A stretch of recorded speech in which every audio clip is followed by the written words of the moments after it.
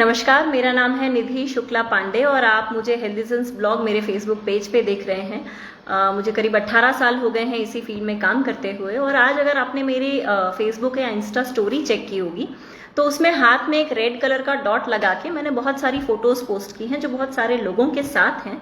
तो आज है 28 मई जो कि है menstrual hygiene day.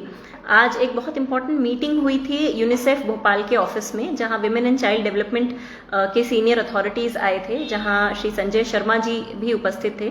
Anil Gulati जी ने इस इवेंट को ऑर्गेनाइज किया था और भोपाल के बहुत सारे social media influencers who work for special causes ये लोग आए हुए थे।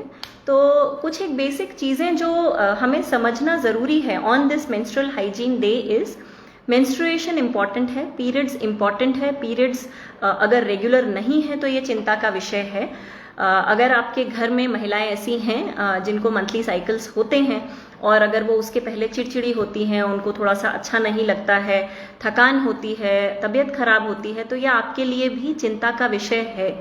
मैं हमेशा कहती हूँ कि अगर पीरियड्स हैं, मेंस्ट्रुएशन है, तो वो जिसको हो रहा है सिर्फ उसकी जवाबदारी नहीं है, ये पूरे परिवार की जवाबदारी है कि जो एक पर्टिकुलर बायोलॉजिकल प्रोसेस से गुजर रहा है इंसान, आप उसका सपोर्ट करें। जब मैं कहती हूँ सपोर्ट करें तो आई ऑलवेज इंसिस्ट कि रेस्टिंग बहुत इंपॉर्टेंट है पीरियड्स के टाइम पे, सही खाना खाना बहुत इंपॉर्टेंट है। अगर आपको पेन हो रहा है तो instead of allopathy medicine please opt for some basic home remedies है। जिंजर टी आपने ले लिया, black tea with ginger and mulethi आपने ले लिया, ऐसे छोटे छोटे कॉन्कॉक्शंस या डिकॉक्शंस आप बना सकते हैं। आपका वाटर इनटेक अच्छा रख सकते हैं। Please avoid caffeine and tea का overdose during your periods. Any kind of allopathy medicine are a big no. अगर आपके यहाँ पीरियड्स को लेके कुछ रिस्ट्रिक्शंस हैं तो ये रिस्ट्रिक्शंस तब अच्छे हैं जब आपके बदले दूसरे लोग जो नॉर्मली घर में काम नहीं करते हैं वो आपके बदले में आके काम करके आपको चीजें सही समय पे अवेलेबल करवा रहे हैं, यानी आपके हेल्थ और फूड से कहीं कोई कॉम्प्रोमाइज नहीं हो रहा है। इसके अलावा एक बहुत इंपॉर्टेंट टॉपिक जो डिस्कस हुआ था और जो मुझे लगता है कि हम सबको जो है हम सभी के संज्ञान में होना चाहिए, वो ये है कि सैनिटरी नैपकिन्स का जो डिस्पोजल है, यह चाहे हम सिर्फ अर्बन एरियाज की ही क्यों ना बात करें, हम उसे सिर्फ न्यूज़पेपर में रैप करके थ्रो कर देते हैं।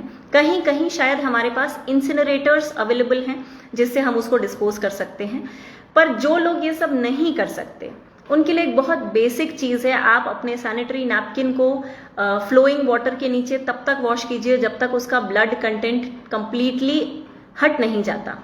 इससे आप उस ब्लड के एनवायरनमेंट में आने के बाद कंटामिनेशन की वजह से फैलने वाली जो बीमारियां हैं या इन्फेक्शंस हैं, उससे आप अपने आप को, अपनी लोकेलिटी को, आपके जो सैनिटरी वर्कर्स हैं, जो स्वीपर्स हैं आपके एरिया में, उनको भी प्रोटेक्ट कर सकते हैं। जब मैं कहती हूँ सही खाना, तो अगर आप आयरन डेफिशिएंट हैं तो आपको आयरन रिच फूड्स लेने की आवश्यकता है। आपके नेटवर्क में जो भी डाइटिशियंस हैं आप प्लीज उनसे कांटेक्ट कीजिए और एक रेगुलर आपको साल भर क्या चीजें खानी चाहिए जिससे आप कभी भी आयरन डेफिशिएंट ना हो, उसका एक चार्टर बनवाइए, उसको फॉलो कीजिए। Basic healthy eating habits, no junk, getting up early, sleeping early, limiting the screen time and going out in the sun. आपकी 90% मेंस्ट्रुएशन रिलेटेड बीमारियां विटामिन डी की कमी की वजह से होती हैं और फ्लेयर अप होती हैं। इसी की वजह से पीसीओडी, पीसीओएस भी ट्रिगर करता है, आपको जॉइंट पेन्स होते हैं।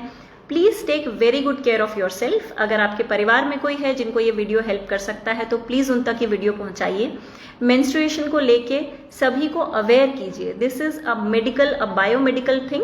अगर आप इसमें अपना ध्यान नहीं रखेंगे या जिसको हो रहा है उसका ध्यान नहीं रखेंगे तो उसकी मेंटल हेल्थ लॉन्ग टर्म में अफेक्ट होगी और आपका परिवार ही परेशान रहेगा। तो क्यों ना हम सब खुश रहें और जो मेंस्ट्रुएशन के थ्रू गुजर रहे हैं उनकी हेल्प करें। Thank you.